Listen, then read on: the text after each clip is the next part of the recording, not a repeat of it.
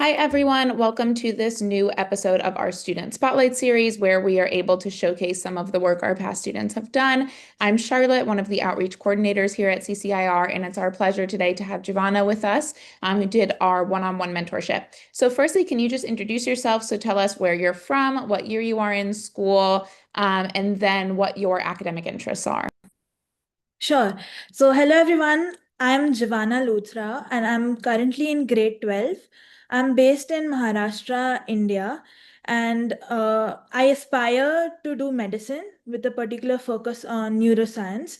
So, some of my academic interests, like I'm particularly passionate about neuroscience, specifically sleep cycle, memory consolidation, spatial navigation, metacognition, and the underlying pathology of neurological disorders. Nice. And what made you seek out CCIR? Right. So I was honestly, I was looking for, guidance and a platform where I can connect with experts like my mentor, Dr. Samuel, in my field of interest, and also go in depth with neuroscience. So before, getting into CCIR, I just had a vague idea that I wanted to do a research program or wanted to do a research in memory and sleep or something along the lines, but I didn't know exactly what to do. So when I went through, the course, it seemed perfect for me because I got an opportunity to discuss my interests with a mentor who guided me through the entire research process. And I've learned a lot through that. And that's something that's really important for me. So I think that's why CCII was the perfect fit for me. Nice. And so was your one-on-one mentorship centered around memory and sleep? So, yes, so I extracted information about spatial memory through data that was given on spatial navigation. So basically, we've done a statistical analysis. So I acquired data from a paper that was based on sleep segmentation across different age groups. That data set was really vast. So it had participants, over 730,000 participants across 63 countries. So the original data set had already focused on how sleep duration affects spatial navigation abilities.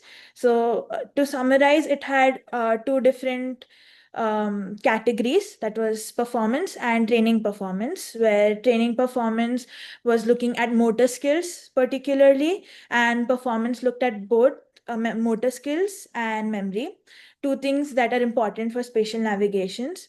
So in my statistical analysis, we extracted spatial memory from performance. So we subtracted training performance from performance to acquire spatial memory.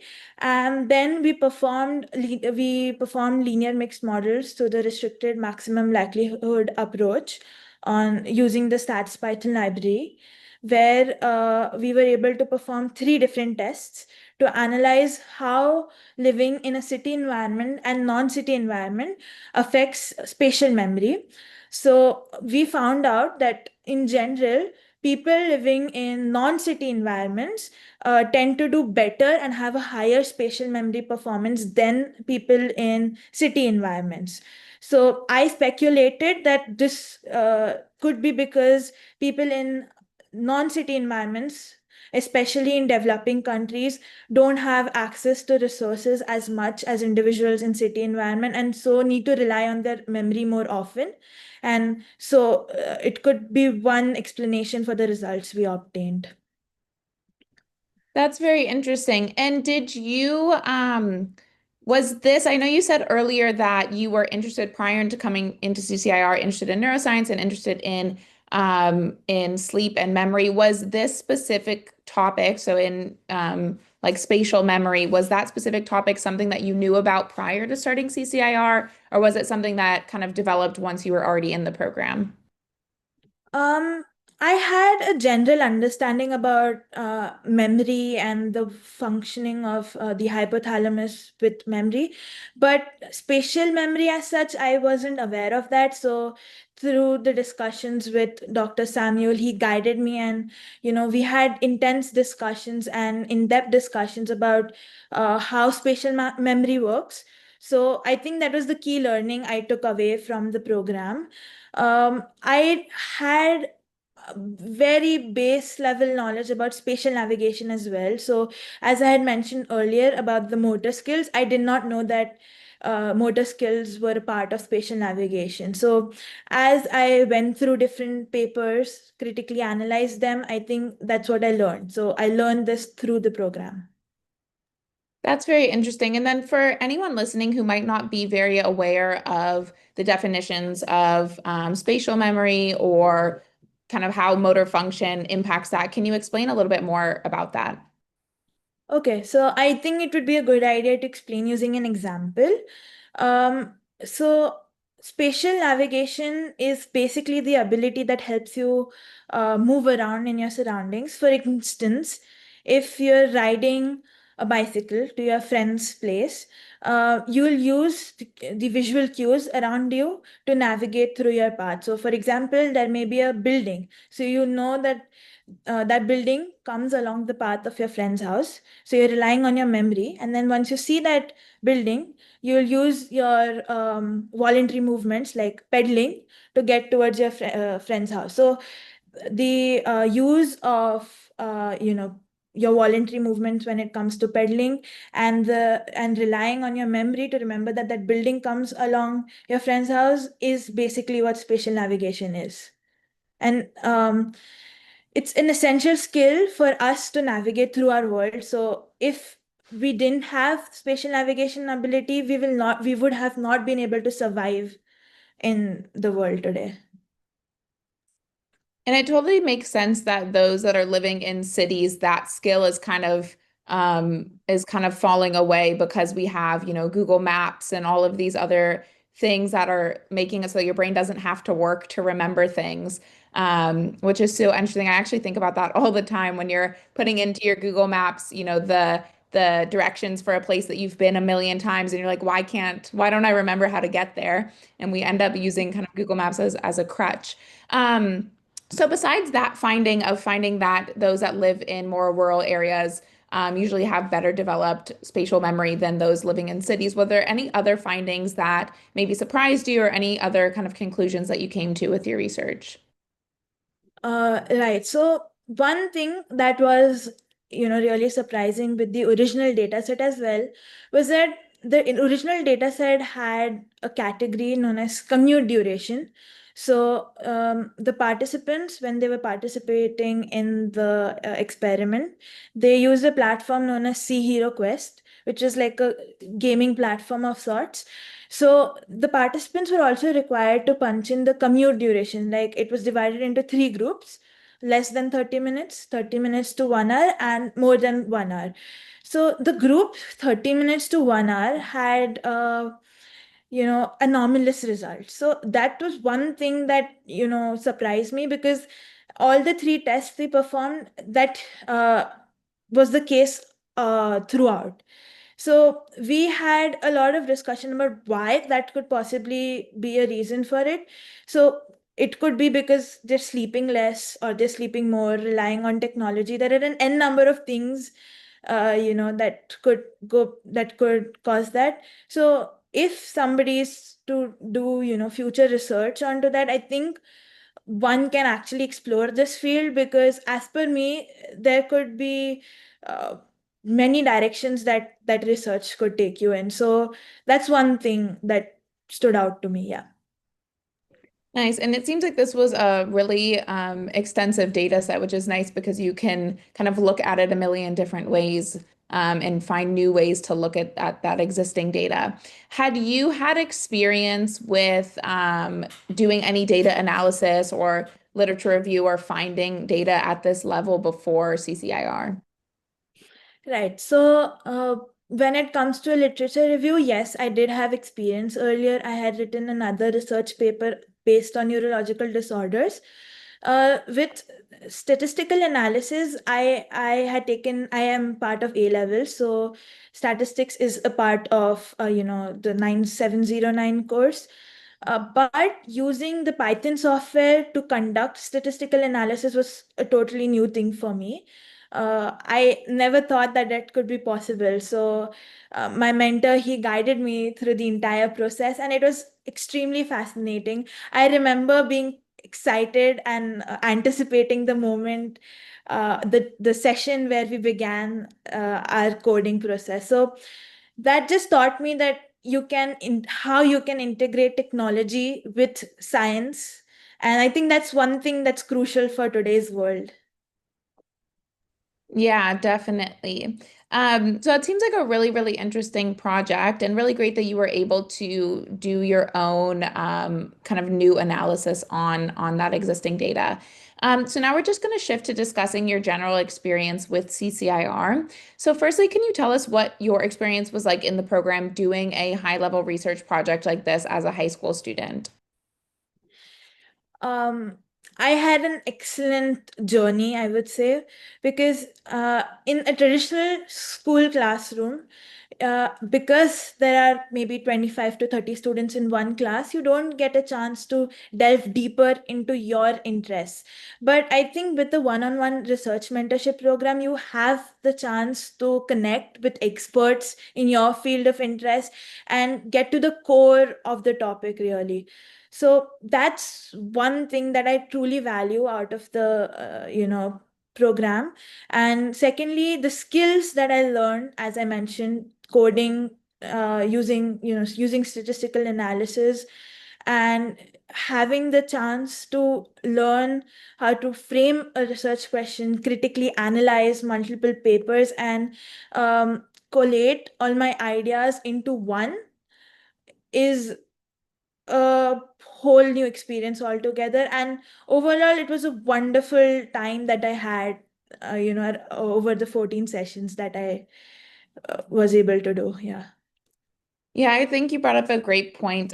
One that's especially relevant in the one-on-one mentorship, but also for our Future Scholars program, that we really aim for both of these programs and experiences to be completely student-driven, which I think is something very unique compared to kind of the traditional high school role where you're given assignments, given a list of topics to choose from. Whereas here, we really want the students to research what they want to research, and the mentors are just there to, like you said, teach you how to use Python and teach you how to give you ideas for what you could research, but ultimately you are kind of the driver of the experience, which is really great. Okay, then my second question, specifically in terms of kind of the research process and writing the research paper, how did that compare to other papers or projects that you've done in high school before? Hmm. Okay. So this is actually my first time analyzing such a big data set. So in school, we probably have maybe 10 to 20 individuals who we like the data from individuals who we are analyzing. But this had, as I mentioned earlier, 730,000, which is a huge number.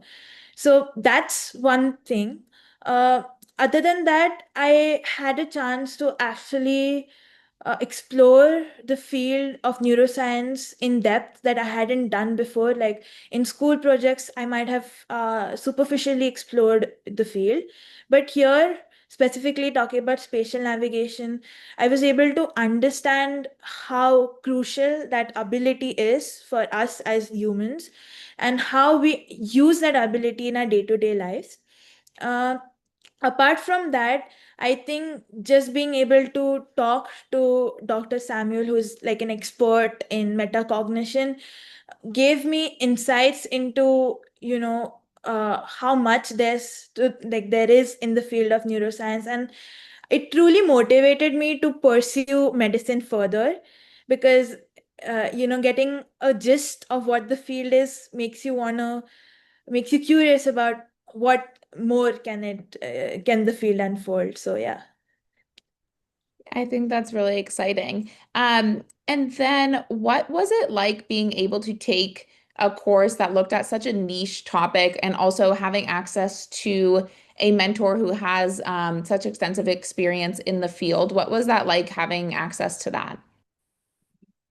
I think having an opportunity to be guided by an expert in the field is crucial, because as a high school student, I initially did not have the experience or the knowledge of how to look for good papers, or papers that are cited by many individuals and are recent. So that was the first skill I learned. So my mentor guided me through that. Initially, as I remember clearly, he told me papers that are recent, maybe post 2019, and have been cited by multiple individuals are the ones that will contain,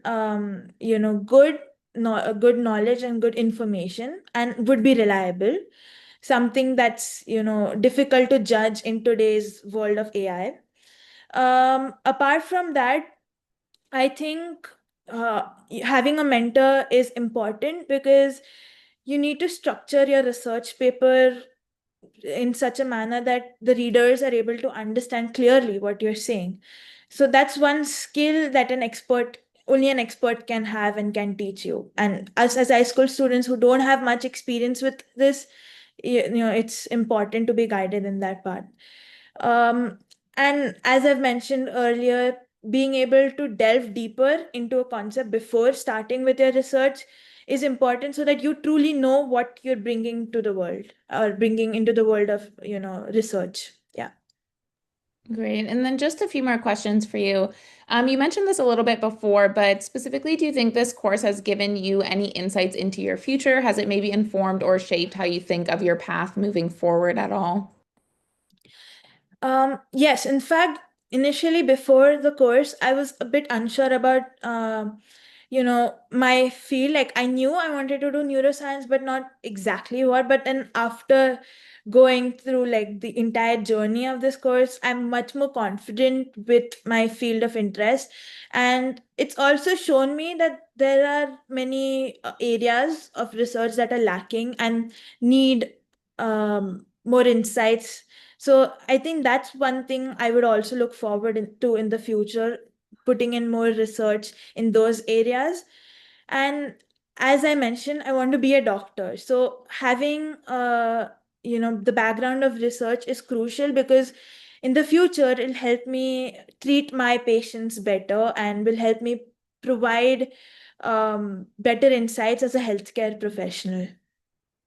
Yeah, for sure. I think that's great. And then my last question for you, what would you say to someone who asked you what the value of doing a project or a program like this is, especially for a high school student?